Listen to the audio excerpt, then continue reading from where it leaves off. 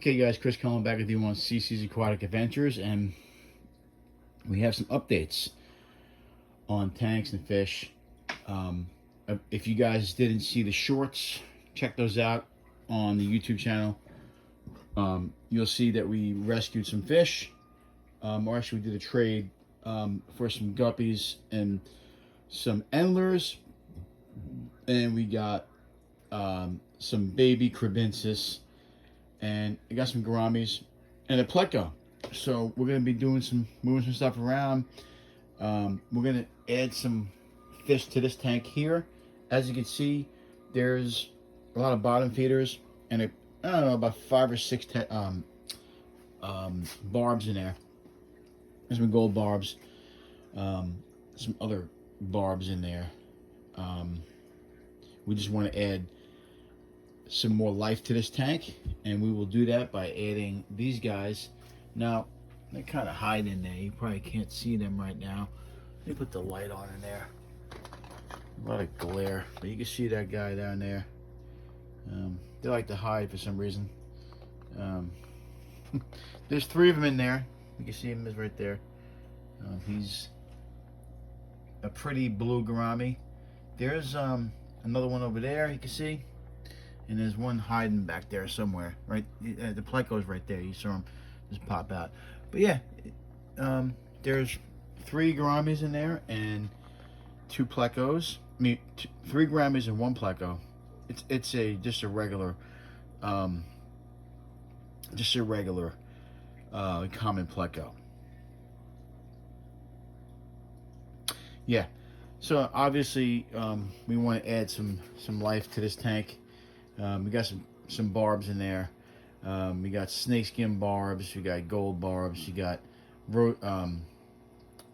rosy barb, and I can't remember the name of that one right there, but it's some other type of barb.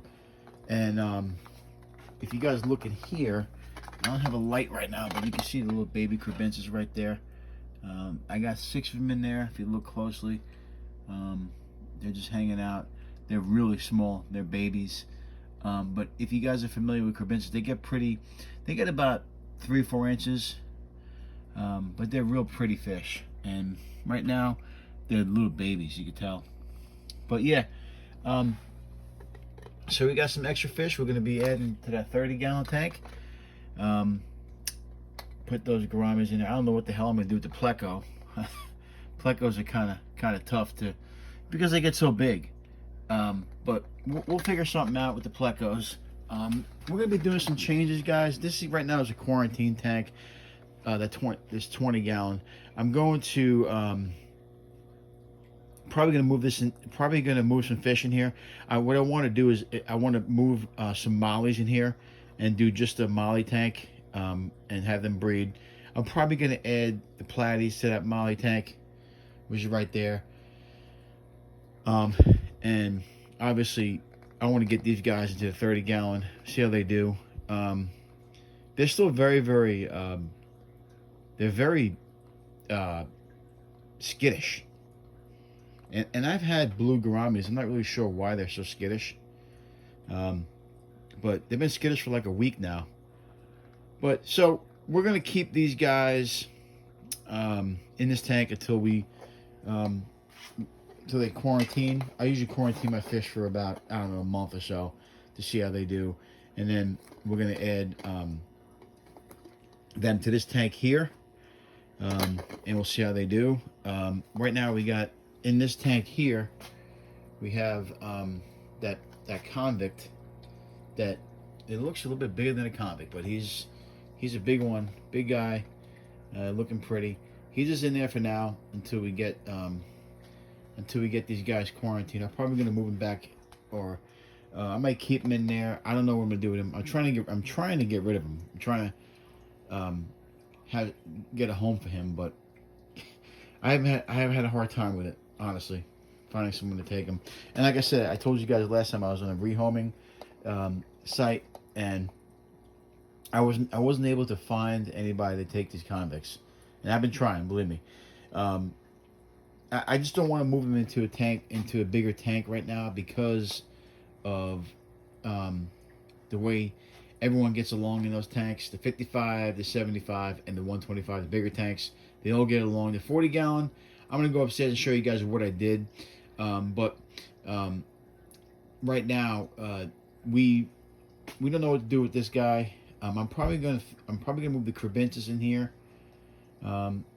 Maybe some other fish. I don't know yet, but for now, we're gonna keep the convict in there. That's the female that killed the male. Obviously, we put the gouramis in here. I'm probably gonna keep the pleco in that tank if we do the mollies, which I probably will. I'll do the mollies in that tank. I'm gonna move the yellow ones that we have, and I'm gonna get some black ones and then keep the one upstairs just strictly a guppy tank, and then move this guy. Have this tank be all mollies, layered tail mollies that I have. We'll add some other stuff. Down here, if you look more closely, you see some snails, but I have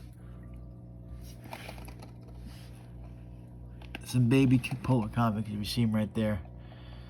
You see them moving around.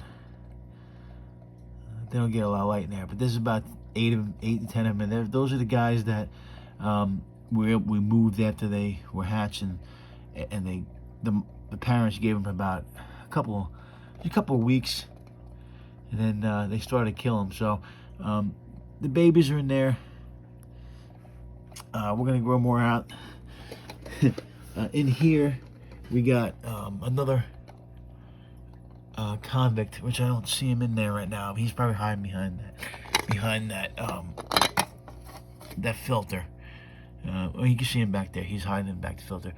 Obviously we're gonna have to move this guy too. We can't keep him in there.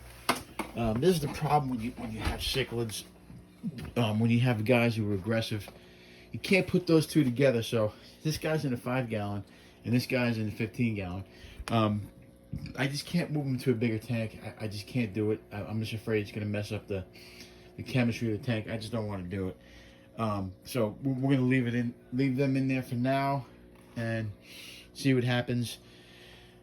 Obviously, we still got these polar convicts who are getting really big. I had the lights off down here, guys, but you can see these guys getting pretty big.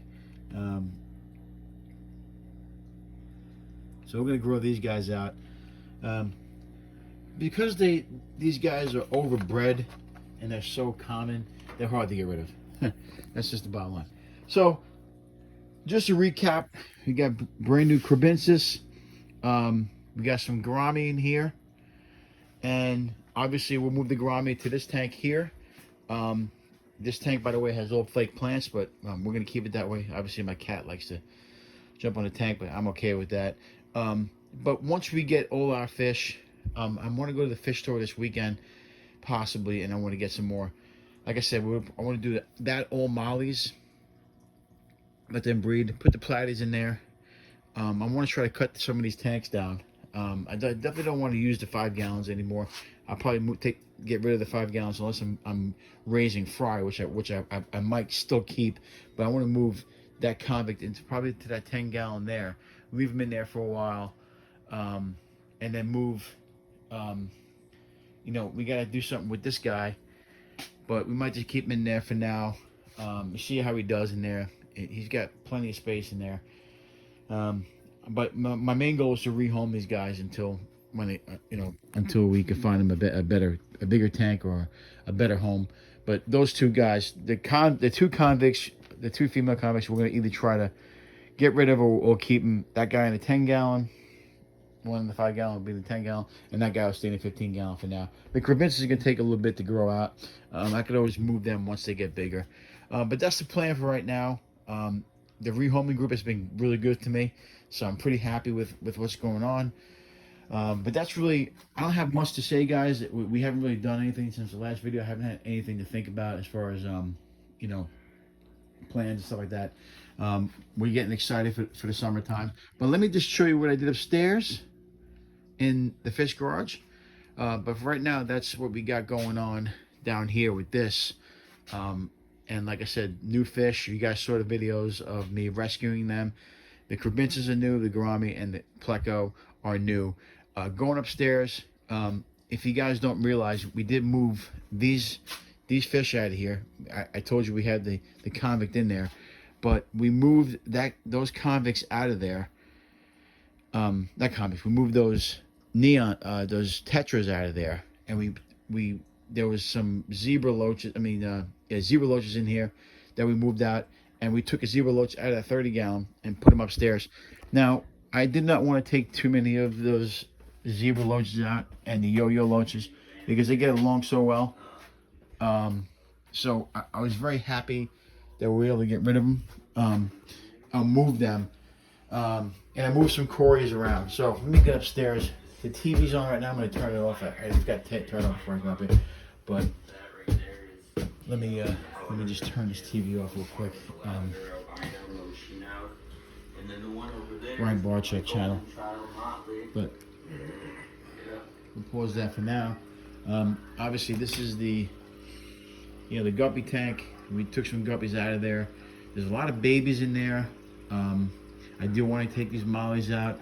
I told you guys the other day we had some issues with the mollies, and I had one that died. So there's only 5 left in there. But we still want to move these guys into a better tank. They are old. They're about 5 years old now, so they don't last much longer than that. So they're getting up there in age. We traded some of these guys, some of the guppies, for other fish. We plan on moving these mollies once we get these other guys quarantined.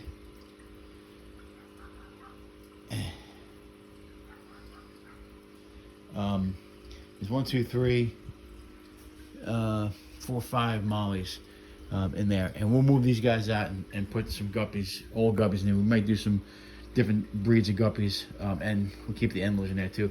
And there's a lot of babies in there. Let them breed. Okay, so that is the update in that tank. It looks a little barren, but we're gonna get some more fish in there. So this is the fish garage, guys. I showed you this before. 125. The biggest thing I did, I left this tank here alone. You can see the Geophagus is just a beautiful fish, and he's out there in the middle of the tank. When he was sick, he wasn't doing that as much, but he's a beautiful fish. So yeah, this is probably my favorite tank. But down here, if you guys see, we did put the zebra loaches in there. We moved the cories out of there. I did realize that the Severum munched on one of the cories, so I had to get the cories out of there. The cories are way too small, so I moved the cories into this tank here. Just pan the cories in there and mix them with the blue cories. There's 8 cories in there now. So, and they get along great. I also put the gourami in here. The pearl gourami, I moved them out of the 20 gallon, put them in the 40 gallon. They're looking much better in there. I think that tank looks great. I don't have a lot of color in that tank, but I love tetras, and I love the way they swim. I love the way they interact with each other. I love this tank. And of course, we got the monster flying fox in there, but really good looking tank. I moved all the neons and the tetras in there. They're all together, rummy nose, x-rays, blue neon in there. There's a bunch of cories in there, probably about 4 cories. So, and we also got the pencil fish in there, the rummy nose. So we got a bunch of fish that we moved. And you can see right now they like to hang out in the plants, but it's a much more active tank. I wanted to keep it like that. But yeah, that's strictly just a small tetra tank. That's a big tetra tank. The 15 gallon downstairs is no longer with tetras.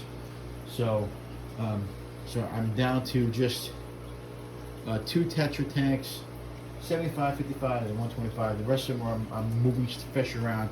We got the guppies. So we're being active now back in the hobby. Now this is just a total nightmare. So this is the polar convicts. They're having more babies. You can see there's about 100 in there. So once these parents get get them going, we will move the babies out again.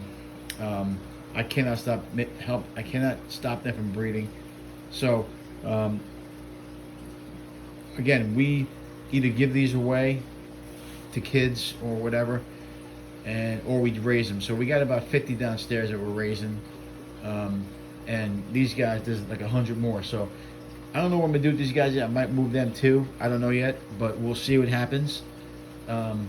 It's just phenomenal how they react. It really is, and how they breathe. So you guys see the Baylor sharks in there. They're about almost a foot long now. People say you can't keep them in a 125. They got to be in a bigger tank. I have no problem with these Baylor sharks. I mean, they're just a beautiful fish. I love them. They don't seem like they're that skittish. They get skittish when you do some stuff around the tank, when you mess some stuff up, as far as getting in their area. But yeah, you got so much glare in this thing, you can't really see it. But you can see how big these guys are. The Baylor shark is, you can see that one. He's got to be about at least 10 inches now. So maybe that one right there in the back is big. He's huge. But yeah, they got plenty of room to swim. And these guys, like I said, I don't want to add to this tank because you see how peaceful they are. They're perfectly fine right now. There's nothing going on that is, they're not really chasing each other. So I don't see why I would disrupt that environment. You know what I mean? So I want to keep it that way. Obviously, we're happy with the roots in there. We got a bunch of roots from the frog bit.